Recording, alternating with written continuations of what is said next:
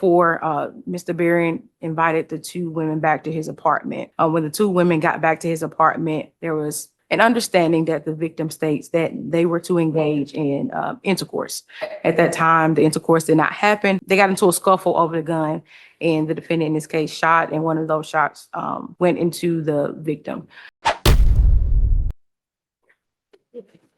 Ms. Smith, are you ready? I'm ready to come back. Okay. Ms. Duplant, how are you? I'm okay. Okay. Are we going to do a plea today? Is that what you want to do? I don't want us to dive way into this if this isn't what you want to do. Because I want to lay it all out for you. Monday is trial. It's not going to be like, what do we do after this? If you are interested in working the case out by way of a plea, and my calendar says that Ms. Duplant has her final plea rights still. So two options. Option one is you try a plea. Ms. Rios will advocate for whatever sentence you two have talked about. Is it non-negotiated? So Ms. Rios will advocate for the sentence you two have talked about. I'll hear from the state. And I'm going to impose the sentence that I think is appropriate. It may be more than what Ms. Rios asked for. It may be more than what the state asked for. It may be exactly what Ms. Rios asked for. You'll have the ability to say, no, thank you, if it's more than what Ms. Rios asked for. And then on Monday, we'll do the trial. You also, if you know in your heart of hearts that you're not going to plead and you want the state to prove its case, then we don't have to do a plea today. We can just do the trial on Monday. What changes after today is if you get cold feet in the middle of the trial and say, I don't want to do this, I want to work it out, and you want to enter a plea, you can do that. You can enter a plea at any time. You could enter a plea while the jury is deliberating. You just don't get to withdraw your plea after today if you're unhappy with the sentence you get. Does that all make sense? Speak out loud. Yeah. Tell me what doesn't make sense, because your mouth said yes and your head said no. When you say I don't get to withdraw my plea, but I get to change my plea, what do you mean by that? I wasn't clear. Today, if you say, let's try this, I want to enter a plea. If you don't like what I say in the end about your sentence, because it's different than what Ms. Rios said, you and Ms. Rios have a chance to talk about it. You can say, I don't like it, but it's better than what the state said, or it's better than going to trial, so I'll take it. But you also can say, nope, no thank you. And no questions asked. All right, we'll just do trial on Monday. You might decide tomorrow, if we don't do a plea today, you think about it, pray on it, however you process it. You know what? I don't want to go to trial. Ms. Rios, let's come in and do a plea. You can do that. And so Monday morning, instead of picking a jury, we do your plea. Okay. The difference on Monday morning is if I give you a sentence that you don't like, you don't get to say no thank you. Today is the last day you can back out of your plea if you don't like the sentence. After today, you can still plead, but you don't get to back out of the plea if you're unhappy with the sentence. That's the point I was trying to make. Okay. Same with like if you go to trial. If you go to trial and the jury says you're guilty, I'm going to give you a sentence. You don't get to say, not that sentence, Judge. I want a different one. You get the sentence that I give you. So after today, whatever sentence you get, trial or plea, is the sentence you receive. Today, you've got that ability to say no thanks. Do you want to go forward with a plea? Yeah. Okay. Ms. Smith is going to put you under oath. And I don't remember, did we get partway through a plea before or? No, we didn't even start. Okay. So Ms. Smith is going to put you under oath. She's going to ask you questions about you, your case, your rights. You need to answer her questions truthfully, but you also need to let me or Ms. Rios know if the questions don't make sense, if you're confused by something. Will you do that? Yes. Okay. And make sure when you're answering, you speak up, outside voice. Ms. Rivers is close, but I'm having trouble hearing you, which means she's going to have trouble hearing you. Okay? Okay. All right. When you're ready, Ms. Smith. Ms. Duplant, please raise your right hand. Do you swear or affirm that the testimony you shall give in the matter currently before this court shall be the truth, the whole truth, and nothing but the truth? Yes. Okay, you can lower your hand. Please state your true, correct, and legal name for the court. Desiree Lachey Duplant. Are you at this time taking or under the influence of any alcohol, drugs, or medicine? I'm under anxiety and depression medicine. Do you take that in The morning or in the evening? In the morning. Did you get it this morning? Yes. When you take it, does it make you woozy or drowsy? It makes me sleepy. Sleepy. Are you sleepy right now? A little. Are you awake enough to understand what's going on? Yes. If you get too sleepy, will you tell me? Yes. Okay. How old are you and how far have you gone in school? I'm 27 and I got my high school diploma and I was in college, but I didn't get to finish because I got incarcerated. Are you able to read, write, and understand the English language? Yes.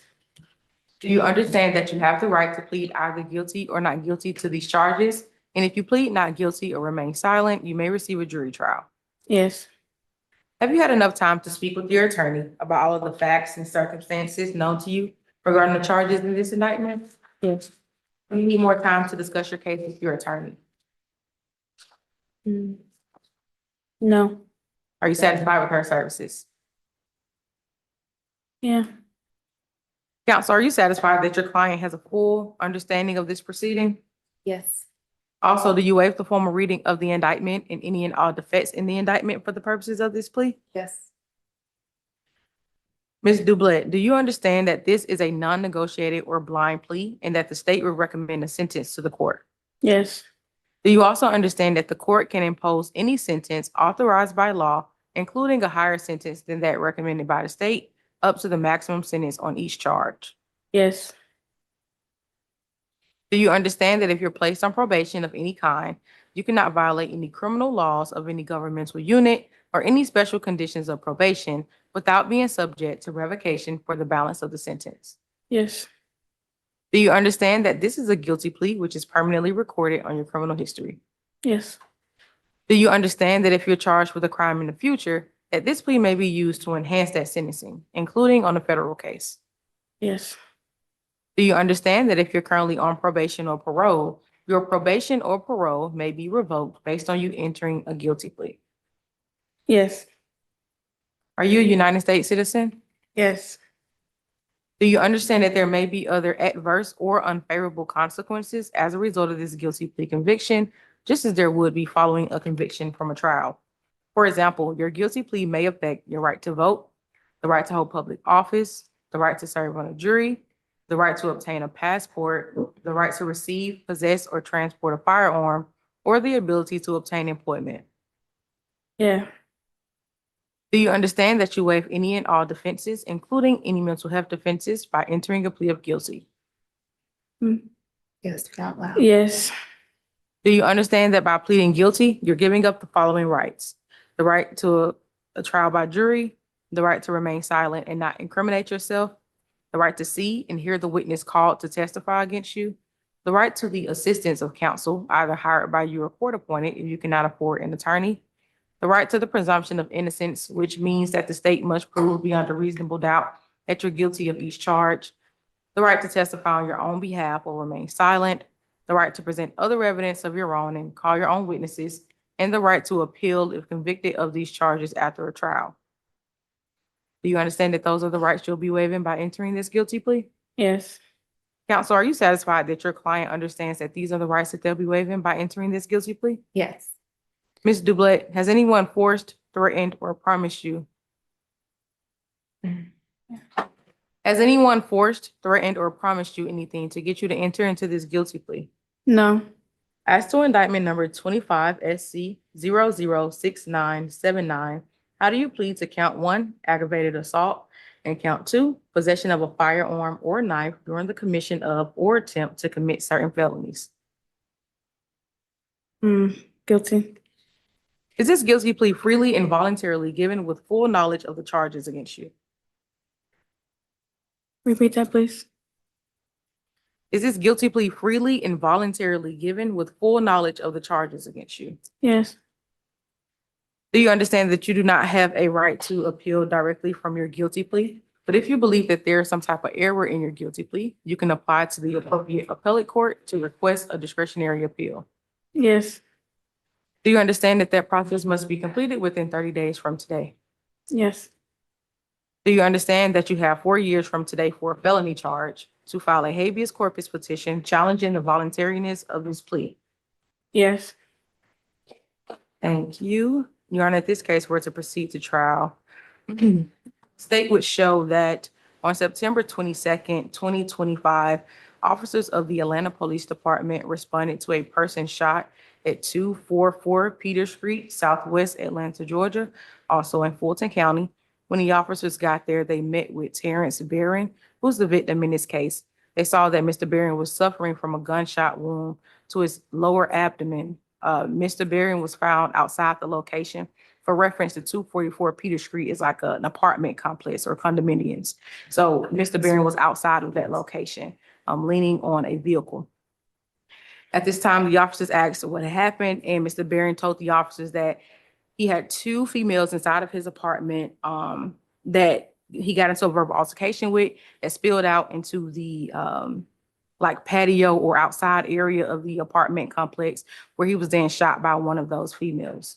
The officers asked for a little bit more background, and he told the officers, the victim in this case, told the officers that he met with the two females earlier that day at a Mexican restaurant, and then they went to another location. They were buying drinks, they were eating before Mr. Barron invited the two women back to his apartment. When the two women got back to his apartment, there was an understanding that the victim states that they were to engage in intercourse. At that time, the intercourse did not happen. However, the victim states that the defendant in this case and the person that came with her tried to take money from his pockets. At that time, the victim asked both ladies to leave his apartment, and that's when the verbal altercation occurred. During the verbal altercation, the victim states that the other person that was there with the defendant, and her name is Rashia Dixon. First name is spelled Raesha. Last name is Dixon. He states that Ms. Dixon took his gun and tried to leave the apartment. So once he followed them out of the apartment complex requesting that he gets his gun back, Ms. Dixon threw his gun over a balcony, and simultaneously, this is when the defendant pulled out a gun and pointed it to the victim in this case. So the victim in this case then tried to, they got into a scuffle over the gun, and the defendant in this case shot, and one of those shots went into the victim. This was recorded on the defendant. Did I say victim? My apologies. But Mr. Barron and Ms. Duplant were scuffling over a gun. That's correct. Based on what you've been told, there are two guns in the mix. One belongs to Mr. Barron, and Ms. Dixon throws it somewhere. And Ms. Duplant pulls out a different gun. Yes. And is pointing it at Mr. Barron. Barron and Duplant, scuffle over the gun, wrestle over it. It goes off, and Mr. Barron is shot in the lower abdomen. Yes, that's correct. So the gun goes off the first time, and that shot hits the victim in this case. Then the gun goes off again. When I spoke with the victim, he said he was shot twice. It's reported that he was, the facts that I have, that he was shot once, but the gun did go off 2 times in this case. At this time, the defendant and the other person that was there at the scene, Ms. Dixon, had left the scene. However, throughout the investigation with the officers here, they were able to do a photo lineup, and they were able to trace back the people who the victim was in contact with that day back to the defendant and her friend, Ms. Dixon. They both did interviews. Ms. Dixon stated that the same thing that the victim said. They met him at a Mexican restaurant with the intentions on going back and engaging together. However, that turned sour when he started to accuse them of taking money from him. He told them to leave, and this verbal altercation happened, and the defendant in this case ended up shooting the victim. I would like to share for the court the victim that the state, the video that the state obtained that we have shared with defense in this case, showing the shooting. So I'll be sharing my screen. Oh, okay. I know you stated earlier that I could share it, but it does have some nudity. Is that okay, right? Okay. It's what you would have used at trial. Okay. I mean, he's been cussing me out since I first got here, just really mad.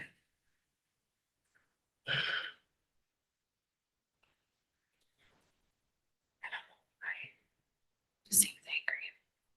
He's in this whole situation, makes everything.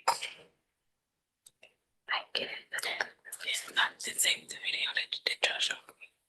That is what I showed you. I watched that video. That's what I told you. You've seen this video. He had on a shirt. No, he was always naked. I saw that video.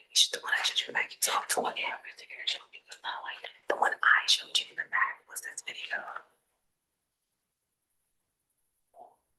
I I showed you this video. That's what I seen. That's what we saw in the back. The one you investigated showed me. No, sure.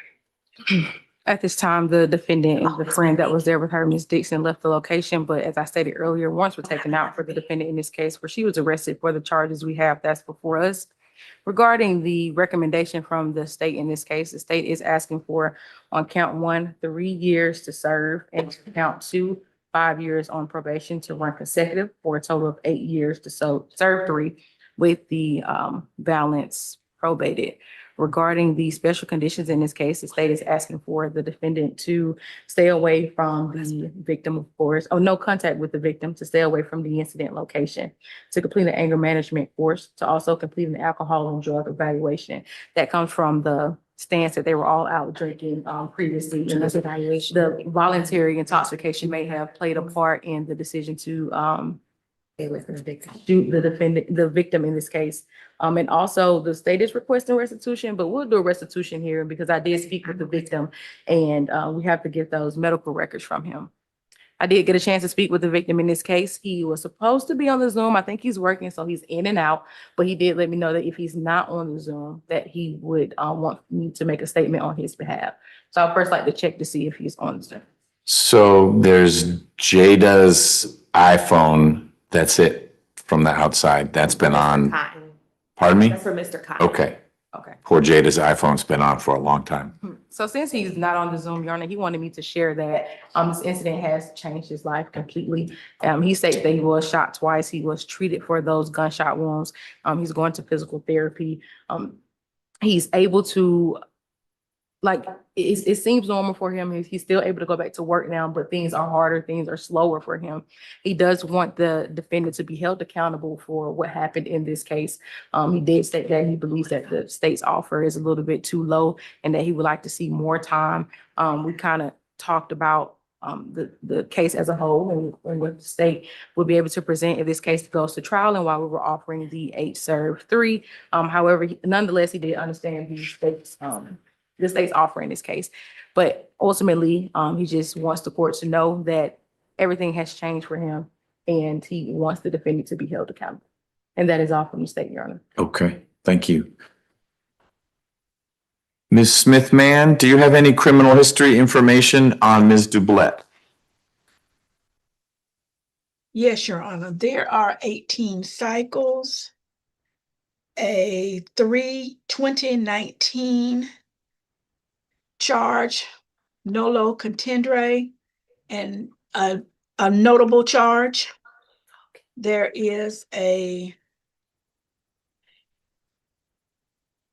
2021 theft by deception conviction. It was 12 months for that. Probation.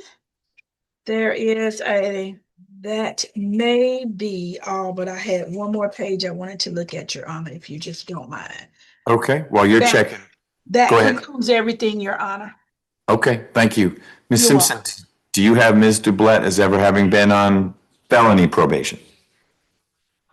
Probation out of the hearing judge, and she does have a probation warrant with this case being the basis of that warrant. Okay, and what's she on probation for? The charge is possession of methamphetamine. She took that plea June of last year. And it's a conditional discharge sentence. Oh, okay, all right, thank you. Ms. Rios? Yes, Your Honor. Mr. Duplant is 27 years old. Mr. Mr. Duplant, I'm sorry, is 27 years old. She's from Georgia. She has 2 kids, ages 4 and 5. One of her children is autistic and special needs, and she needs to be out so she can care for him. Her dad is caring for her children right now, but he is unable to, he's struggling with work and just not able to care for both her children. And so that's why she needs to be out so she can take care of her, especially with her son with special needs, but both her children. They were here in court, her father and her 2 children at the last court date and this court date. He couldn't stay because he needed to go to work, but they have been in here in support of her in this situation. She was doing well besides this case. She was working at in Cookout in Tucker. She was living with her father. Now, in regards to the facts of this case, from the video, he was moving towards her. And I think in this moment, she believed that she had been drugged. She wasn't sure what happened to her. And I know the video does show her with the gun, but he is moving towards her and she's in a defense stand and he's trying to tussle with her in the gun. And I believe she would have thought if he took the gun, he could have shot her. She has not a lot of memory because she believes she was drugged and she is a little hazy. But even just based on the video, he is moving towards her. She didn't know what was going on with the other guy, if he had the gun or not. She didn't see. You say the other guy. The other girl, I'm Okay. sorry, Miss Dixon, who later you could hear her say, I threw the gun over, I threw the gun over. So she didn't know who had the other gun.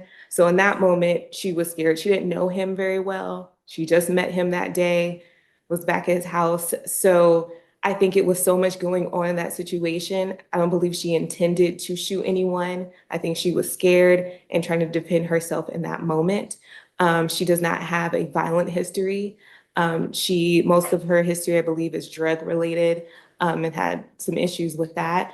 But she's a good person. She's been a good mom to her kids, and she's just concerned about the welfare of her children if she stays in jail or has to go to prison because her kids are so young at this point. And I believe she can't, they're 4 and 5, and I believe she can't even enroll them in school because she would have to give up parental rights to her dad, which she doesn't want to do at this point. She wants to be out to take care of them. I would have no choice to do with me being here. If she's in, she's saying she would have no choice. I'm asking for 9 serve 7. She's been for 7 months already. And for the remainder to be on probation. 9 years to serve 7 months? Yeah, total, I'm sorry, count 1, 5 serve 7 months for the breakdown, and then count 2. Followed by, Well, I guess it'd be 4 serve 7 months. And then, Yeah. yes, Okay. and the count 1, 5, All count right. 5 consecutive.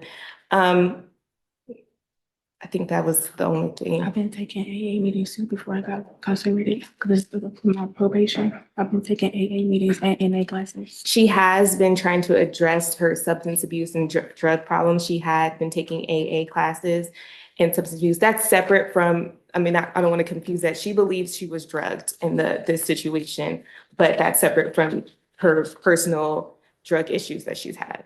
Okay. Ms. Duplant, anything you want to add? No, sir.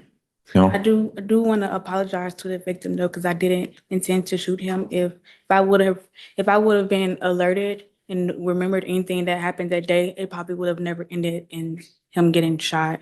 The situation would have been a lot differently.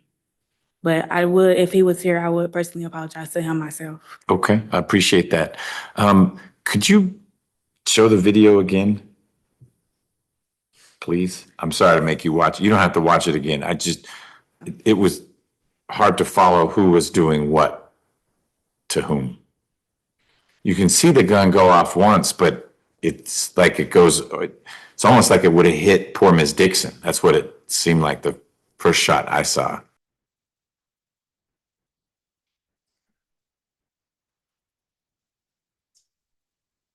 So can you pause it for a second?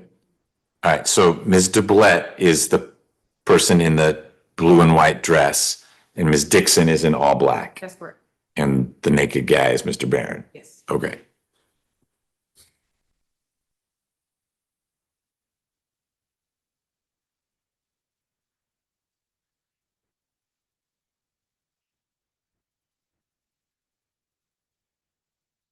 When I first time again.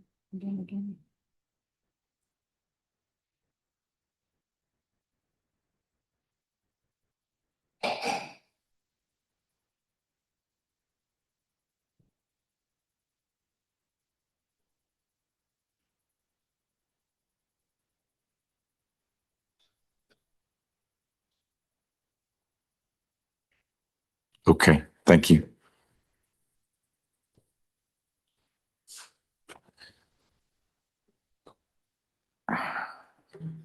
Ms. Duplant, I do find a factual basis for your plea. Mr. Barron got shot. It was your gun. You were holding it. I also find that your plea was knowing and voluntary, meaning you've understood what we've been talking about. And when you didn't, you asked Ms. Rios. I saw you guys have a few sidebars. And no one's forcing you to enter this plea. You decided you want to go forward with the plea. Is that correct? Yes. Okay, then I'll accept it. Ms. Rios, can someone in my office sign the indictment for you? Yes, Your Honor. And Ms. Smith for you? Yes, Judge. And Ms. Duplant, can I get someone in my office to sign the indictment for you? Yes. It just means we're putting your name on there indicating your guilty plea. We don't tend to pass papers around as much as we used to. Is that all right if we do that? Yes? Okay. All right. Ms. Duplant, based on the evidence I've heard and the video I was able to watch, I do see Ms. Rios's point that you were sort of backing up and Mr. Barron was coming towards you in sort of an alarming setting. Not quite sure why you pulled out a gun. That I think made things more complicated and creates some criminal liability for you. What I'm going to do, Ms. Duplant, is sentence you on count 1 to 3 years to serve 1 year with the balance probated. And count 2 has to be 5 years and consecutive. I'll probate that. So it's a total sentence of 8 years to serve 1 year with the balance probated. The main condition of your sentence is to forever stay away from Mr. Barron and that address. So no contact with Mr. Barron, can't be back at 244 Peters Street. I think he's pretty much a stranger to you, so that shouldn't be difficult. I was gonna say that. But don't make him not a stranger. So he gets to go about his business. You will need to take an anger management course. You'll need to submit to a drug and alcohol abuse evaluation. And if they recommend any treatment, AA classes or sessions or anything like that, that treatment will be part of your probation. It'll also be a condition of your probation that you take any medication that doctors have prescribed. So if a doctor prescribes the kinds of things you told me you're taking, you got to take that. That's not optional. And you will have a probation officer who's going to make sure you're current on your meds. All right? You'll get credit for the time that you've been in. That's a different sentence than what your lawyer asked for. So I'm going to ask you, first, do you have any questions about the sentence that I just described? You said a year, 8 years to a year. So that means I'm only doing a year. Right. You will serve a year. You'll get credit for the time you served, and then you'll be on probation for 7 years. So that means I'm only doing 5 months. Whatever the math is, that's the most you do. You are eligible for parole, so you might do less than that. But the most you'll do is a total of a year from the time you've been arrested in this case till you be released. You are legally entitled, and I'm making clear that you get it, credit for all the time that you've been in. So you do 2 for 1? I don't do 2 for 1. Oh. Okay? Talk with Ms. Rios and let me know what you want to do, okay? Okay. While you're having that conversation, Ms. Duff. Hey, how are you? So Ms. Duff, I'm sorry you've had to sit here so long. Your daughter has been super quiet and is well behaved. The judge who entered the final order in your case made clear, and she's legally correct, that there's no direct appeal in your situation, which is what this petition would be. So I don't want to spin your wheels for you. You qualify for the affidavit financially, but I'm also supposed to screen for legal questions. And when someone defaults in magistrate court in this setting, there's not a direct appeal. And Judge Oliver put it there. I know you read it, but why not try? You should try. But one of my screens is to make sure you're not a millionaire, because then you need to pay the fees. You're not a millionaire. But I also need to be comfortable that there's a legal basis for what you're trying to do. And you may have all sorts of good arguments against Leland Point, but the reality of a default is that you cannot legally appeal from it. So I'm going to actually sign this order, but it is not approving the affidavit on that legal basis. It's not a comment on your financial qualifications. It's what we call a non-justiciable issue because you can't appeal a default judgment in an eviction situation. Okay? Not the answer you wanted, I know, but I don't want you to be wasting your time and you file it. And then all that judge who gets it is going to do is say dismissed, and then you've been heading in the wrong direction. Okay? I hope things go as well as they can for you. I know you're in a bind. Got it. Well, hopefully you have a place to land. You got a beautiful little kid. If Mr. Cotton needs to come back tomorrow to do his plea, are you able to appear on Zoom? I don't know if you were going to speak on his behalf. You were going to speak, maybe you're on the victim's side. Okay. All right. But you're here for Mr. Cotton. I'm sitting in here. Okay. Yeah. Got it.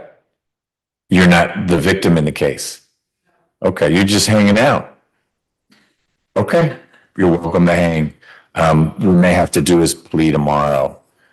And you're welcome to sit in here tomorrow too, but you don't have to. Okay? Judge, she wants to accept the plea, but I do have a question. I thought she used her first offender on the drug case, but if that was conditional discharge, she should have a regular first offender available. Can she use it? She should have it available. Are you pretty sure it's conditional discharge? I'm not doubting you. I just don't know. I'm looking at the actual disposition. It's Okay. conditional discharge since. Okay. It's the only case that she has. Got it. Yes. Do you know how conditional discharge works? No, sir, Do you know how first offender works? not really. So why do you want it if you don't know how it works? Can you explain it to me, please? Yes. I'm just curious why you want it, not knowing how it works. You have to pay $100,000. First, $100,000. Oh. first offender, which is a little complicated in your case because you have this other case, but set aside this drug case where you're using a different approach. If you haven't been convicted of a felony before, and you have not, because with your Henry County case, you're doing this conditional discharge, which is a lot like first offender, you can be sentenced as a first offender. It's still a sentence. You're not going to get any less time. It's not going to be 2 for 1. It's not going to be shorter probation, but it's also not a conviction. So that should you try to go back to school, you mentioned you were in college for a while. If they say, are you a convicted felon? The answer is no, I'm not.